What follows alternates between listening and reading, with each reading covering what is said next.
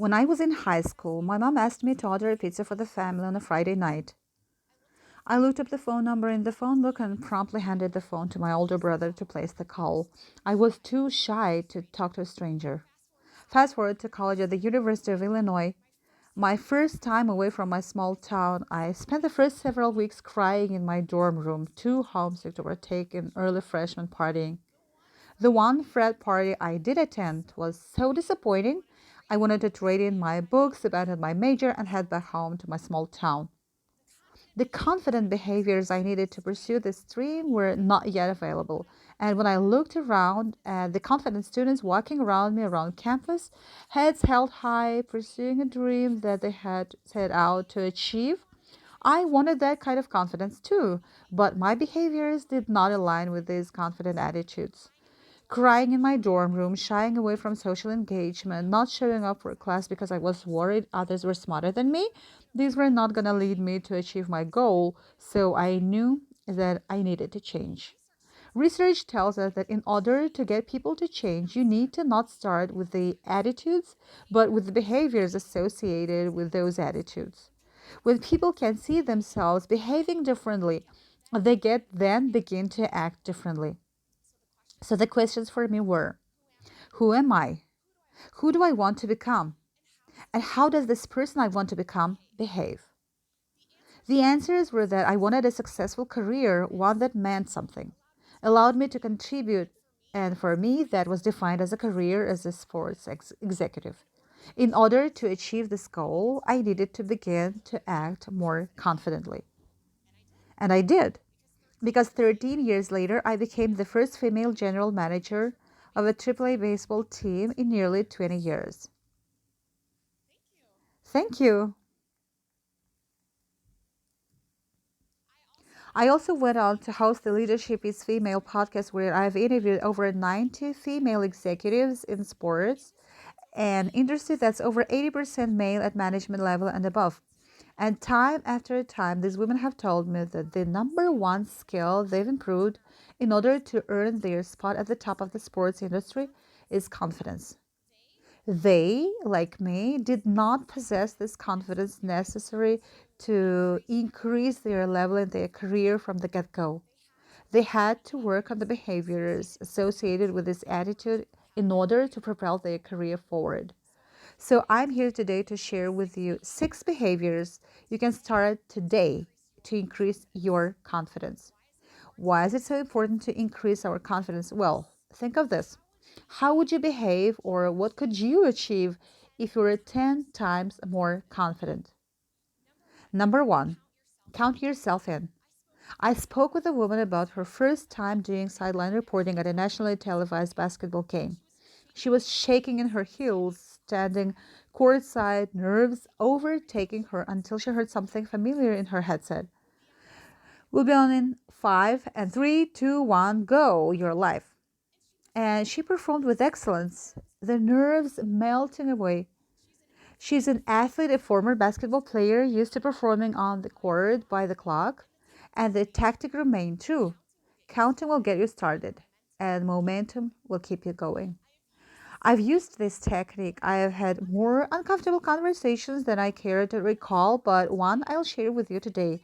I vividly remember standing on the warning track of the baseball field 45 minutes before game's time, looking at the opposing manager and his team wearing the wrong color uniform. I wanted to turn and run back up to my office and hide, but instead I faced him head on. I said in my mind, 3, 2, 1, go, and I started walking towards him. And when I arrived, we had a very uncomfortable conversation about his team wearing the wrong color uniform. Yes, I had asked these grown men to change their clothes. It was so awkward, but when I asked myself, who am I and how do I behave, the answer was that I'm a person who is not too shy to stand up for what I believe, what is right, and stand up to conflict. Counting got me started, and momentum kept me going. Number 2, what if you only had to be brave for a total of 20 seconds? Give yourself 20 seconds of courage. This behavior helped me enormously. When I published my podcast, Leadership is Female, Bold title it all for all the world to see, hear, critique, and have their opinions. I vividly remember sitting on the carpet of my closet floor, holding my computer, looking at the upload button, thinking to myself, does it need any more edits? Should I listen to it one more time? And I told myself, Emily, give yourself 20 seconds of courage. And I hit publish and it was done. And guess what? I kept breathing and the world kept turning and the podcast grew into what it was meant to be. All because of 20 seconds of courage. Number three, take a seat at the table. Not metaphorically speaking, actually, take a seat at the table. I spoke with a woman who represents some of the biggest names in baseball, and she told me a story about taking a seat at the table. She noticed women waiting around the edges of the room, waiting for the seats to be filled, and worse yet, she was doing it too. In order to become the more confident woman that she envisioned herself to be, she needed to go in, sit down, speak her mind, and get the deal done. That started with only one simple action: taking a seat at the table.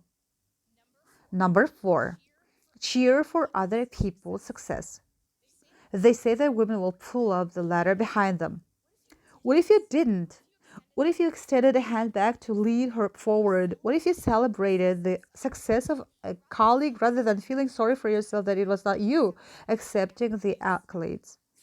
Confident people celebrate the success of others rather than feeling threatened. Think of this great quote from Amy Poehler: good for her, not for me. It turns that pit in your stomach of, oh, she did that and I'm still here, into, yes, good for her, not for me. This is her celebration, not mine. And when my time comes, isn't it going to be great to have the support of so many people around me? Wins are so much better celebrated together. Join in. Cheer someone else on. Here's number four in action. Recently, a woman was promoted to Chief Marketing Officer of a major sports league. The offer to interview and ultimately land the job came after her public celebration and sincere congratulatory outreach to the newly named female league president.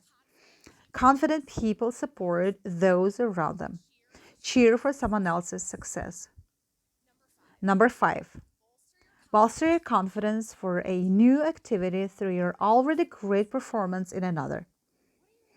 What are you really good at? What is easier today than it was 1 year ago? What is your most proud accomplishment? Answer those questions. Think about those answers. Those answers is where your confidence is born.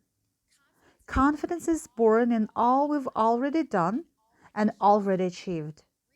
Recently, a woman I interviewed on the Leadership is Female podcast was going after a big promotion at a top team.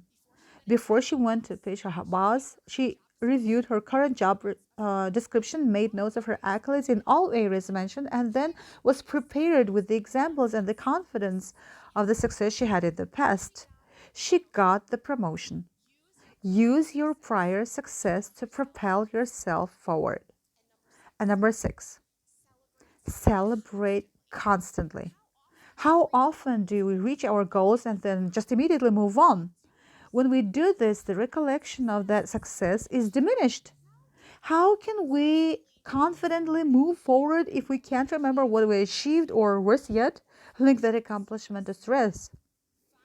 Find ways to celebrate that are meaningful to you, like creating a highlight reel in your cell phone of your most proud accomplishments. Take your team out for celebratory drinks when you close the big deal. Buy yourself a massage or maybe order a pizza when you reach your personal goals. It doesn't matter how you celebrate, it matters that you do. This will create a marker in your brain to rewire and reinforce the behaviors that led to the success in the first place. I've come a long way from the girl who couldn't order a pizza to the woman who became the GM of a minor league baseball team, started a podcast, and delivered a TEDx talk. All because I made the decision to become a more confident person. And I hope you do too.